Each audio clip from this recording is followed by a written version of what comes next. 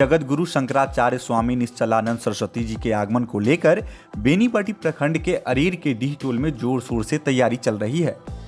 पूरी पीठाधीश्वर शंकराचार्य 7 अप्रैल को अरेर के डीह टोल निवासी प्रदीप कुमार मिश्र के आवासीय परिसर में रात्रि विश्राम करेंगे। वहीं अगले दिन 8 अप्रैल को दीक्षा कार्यक्रम में शामिल होंगे।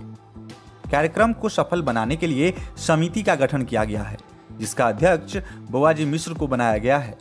समिति के अध्यक्ष के देखरेख में प्रचार व तैयारी अभियान को गति दिया जा रहा है। जगह जगह तोरण द्वार बनाए जा रहे हैं। बैनर पोस्टर लगाकर लोगों को इसके बारे में जानकारी दी जा रही है। पूरी पीठाधीश्वर श्री जगतगुरु शंकराचार्य स्वामी निश्चलानंद सरस्वती जी के आगमन को लेकर तैयारी में जुटी अध्यक्ष बुआजी मिश्र, उप मुखिया चंदन मिश्र, पंडित जी राजेश मिश्र, आयुष कुमार के जगतगुरु शंकराचार्य आगामी 8 अप्रैल को बेनीपट्टी के सिद्धपीठ उच्चैठ आने वाले हैं। हालांकि इस दौरान बेनीपट्टी के अरेर डीह टोल में प्रदीप कुमार मिश्र के यहाँ वो 7 तारीख को ही पहुँचेंगे, रात्रि विश्राम करेंगे और दोपहर के 4 बजे तक उनका विभिन्न तरह के कार्यक्रम है, दीक्षा समारोह भी है। उस कार्यक्रम के बाद वो उच्चैठ सिद्धपीठ पहुँचेंगे, जहाँ पूजा पाठ और वहाँ के आयोजक समिति के द्वारा जो भी कार्यक्रम होने हैं, वहाँ कार्यक्रम में भाग लेने के बाद ही नेपाल जनकपुर पहुंचेंगे। और आज अभी हम पहुंचे हैं अरेर के प्रदीप कुमार मिश्र के यहाँ, जिनसे जानेंगे कि शंकराचार्य के आगमन को लेकर के उनके यहाँ क्या तैयारी है और क्या क्या कार्यक्रम होने वाले हैं, उनसे हम जानेंगे। हालांकि इस आयोजन समिति के अध्यक्ष बुआजी मिश्र से भी बात करेंगे। आप देख रहे हैं BNN न्यूज़ और आपके साथ मैं हूँ कन्हैया मिश्र। शंकराचार्य के आगमन को लेकर के प्रदीप कुमार मिश्र के यहाँ आज हम पहुँचे हुए हैं, जहाँ लगातार तैयारियाँ चल रही हैं। हम उनसे ही जानेंगे कि क्या तैयारी है, क्या क्या कार्यक्रम होने हैं जहाँ शंकराचार्य शिरकत करेंगे। सर, आपका BNN पर स्वागत है। यहाँ पर जगतगुरु शंकराचार्य पहुँचने वाले हैं 7 तारीख को, जैसा कि जानकारी दी गई है। क्या क्या कार्यक्रम यहाँ होने वाला है? पहले तो आपकी न्यूज़ चैनल को बहुत बहुत धन्यवाद। मैं आपको बताना चाहूँगा कि कलयुग में सनातन धर्म के उत्थान वास्ते सर्वप्रथम आदि गुरु शंकराचार्य का प्रादुर्भाव पृथ्वी पर हुआ। आदि गुरु शंकराचार्य ने 4 मठ का निर्माण किए, जिसमें एक मठ हुआ पुरी।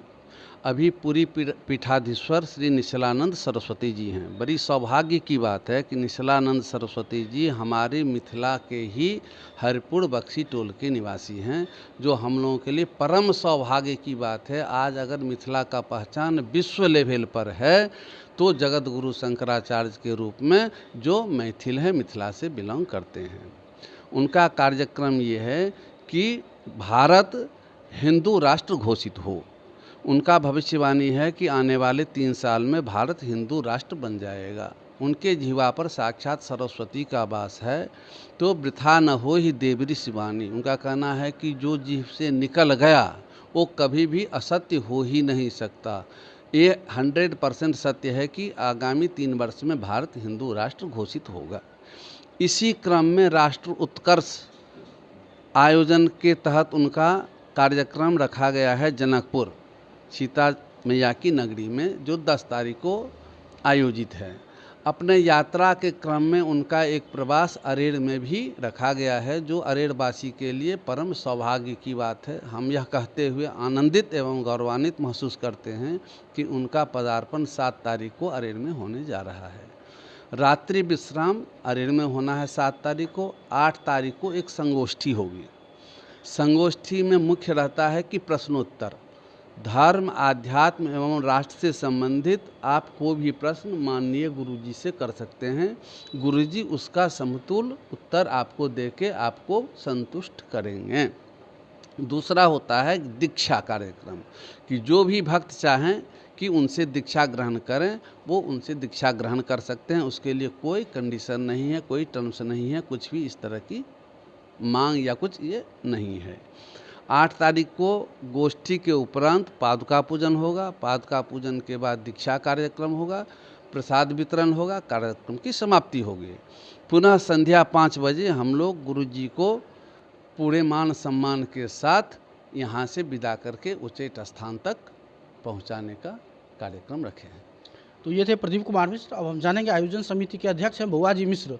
उनसे पूछते हैं कि चूँकि यह अरेर के लिए सही बात है, प्रदीप जी ने कहा है कि यह अरेर ही नहीं पूरे मधुबनी जिला, खासतौर पर बेनीपट्टी अनुमंडल के लिए सौभाग्य की बात है कि साक्षात महादेव के रूप के लिए जगत गुरु को जाना जाता है। उनके आने के लिए गाँव में क्या क्या और तैयारियाँ चल रही है बुआ जी? तैयारी यही है जो अभी तक यहाँ पर जो दरवाजे पर हैं उनके आने या रहने का, और समाज में जो लोग हैं जो आएंगे उनका व्यवस्था, सब व्यवस्था में लगे हुए हैं। 1-2 रोज़ में कंप्लीट हो जाएंगे व्यवस्था।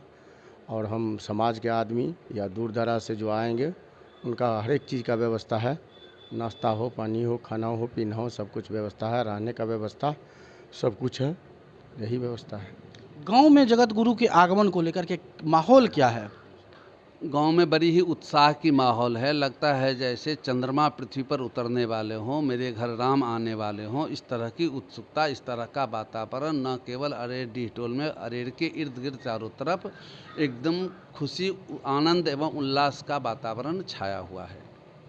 जगत गुरु के आगमन को लेकर के आपका ये जो तैयारी चल रहा है, जो आपके दरवाजे पर अभी हम देख रहे हैं, ये कब तक 100% हो जाएगा? देखिए, तैयारी मतलब का मेन ये है कि पूरे दिल से, पूरे आत्मीय भाव से उनका स्वागत करना। हम लोगों का मुख्य उद्देश्य ये है कि पूरे आत्मीयता के साथ, पूरे मान सम्मान के साथ माननीय गुरुदेव का स्वागत करना। इस क्रम में पर्चा पंपलेट का लोगों के बीच में वितरण किया जा रहा है। जगह जगह तोरण द्वार बनेगा, जगह जगह बैनर लगाया जा रहा है। लाउड स्पीकर वगैरह से भी जितना संभव होता है उतना हम प्रयास करेंगे कि लोगों तक इस बात की जानकारी मिले, और उम्मीद करते हैं कि 2-2.5 हज़ार लोगों का एकत्रित होना तय है। सनातन की ओर जिस तरह से लोगों का आकर्षण बढ़ रहा है, आपको लग रहा है कि जितने श्रद्धालु आ पाएंगे उनके लिए व्यवस्था पर्याप्त होगा? व्यवस्था दिल से, मन से किया जाता है। व्यवस्था का कोई परिभाषा नहीं होता, व्यवस्था का कोई नियामक पहले से तय नहीं है। लेकिन मैं इस चीज़ की गारंटी करता हूं कि पूरे मन से, पूरे दिल से, पूरी आत्मीयता से आगंतुक का हम स्वागत करेंगे। अरेर में जो आयोजन समिति बनी है बुआ जी, उसमें किन किन लोगों को क्या जिम्मेदारी दी गई है? यही जिम्मेदारी में है, चंदन है मुखिया जी, छोटू हुए, सबका ये काम है। यहाँ जो आए लोग उनका व्यवस्था करना हम लोग का यही काम है। और अपने जो शंकराचार्य जी आ रहे हैं, उन्हें मेरे भाई साहब हैं, उनका जो कुछ है वो व्यवस्था उनके पास है। इधर सामाजिक जो है आएंगे लोग, आयोजन समिति में हम लोग हैं जो 8-10 आदमी हैं। आयोजन करना है, किस तरह करना है, कैसे करना है, सब कुछ बिल्कुल 5 तारीख को कंप्लीट हो जाना चाहिए हर एक चीज़। अब हम जानते हैं प्रदीप जी से सनातन धर्म कि लगातार जो आकर्षण बढ़ रहा है, लोगों की चर्चा हो रही है, ये वाकई में है क्या? मैं आपको बताना चाहूँ कि भारत में सनातन धर्म सर्वोपरि है, सर्वविख्यात है, सर्वव्यापी है। आपकी जानकारी के लिए बताऊं कि पैगंबर साहब जो आज इस्लाम या मुसलमान धर्म के प्रचार प्रसार या गुरु माने जाते हैं, उनके भी आदि जो थे वो भी हिंदू थे।